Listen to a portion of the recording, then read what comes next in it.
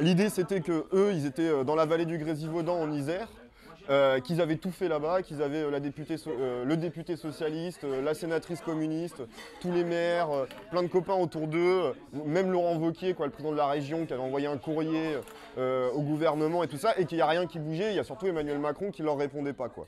Et donc l'idée c'était de leur dire, si vous restez dans la vallée, si vous venez pas à Paris, si vous sortez pas de l'Isère, eh ben vous resterez invisibles pour les médias et donc pour les politiques, quoi. D'abord, ils ont été reçus pour la première fois à Bercy, au ministère de l'économie, ce qui n'était jamais arrivé en un an et demi de eux, leur démarche qu'ils avaient eue.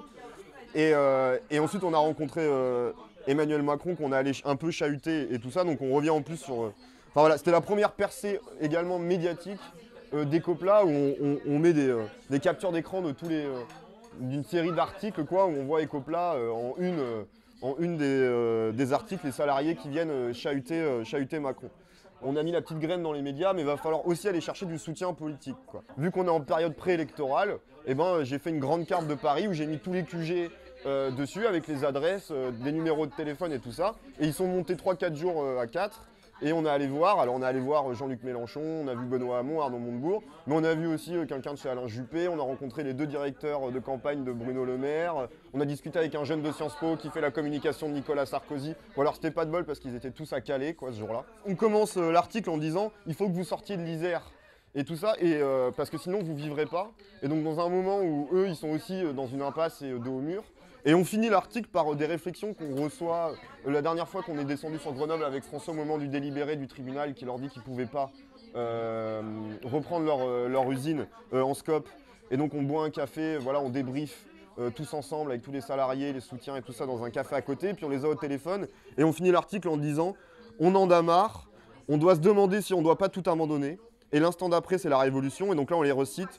On songe à libérer l'usine nous-mêmes, à faire péter le cadenas, parce que les huissiers ont mis un cadenas, vu que l'usine ne leur appartient plus, à remettre les presses en route, quoi. Et donc on est passé d'un moment où eux ils étaient dans la passe, à un moment où, même si c'est un acte fort, quoi, où il y a aussi des choses qui sont possibles. Et donc on a fait, alors un peu dans l'urgence, une affiche où on prépare le 14 décembre une grosse soirée fakir, une assemblée générale, quoi, qu'on a appelée Alu debout, parce qu'ils font des plats en aluminium, donc c'est la version Nuit debout de la vallée du Grésivaudan, si vous voulez. On a eu François a eu Frédéric Lordon au téléphone qui nous suit, quoi, dans cette histoire, donc il va descendre avec nous à Grenoble. Et grosso modo, voilà, le but va être de faire voter la suite des actions étant peut-être d'organiser la reprise de l'usine, quoi, et de faire péter les cadenas par toute une série de personnalités autant intellectuelles que politiques.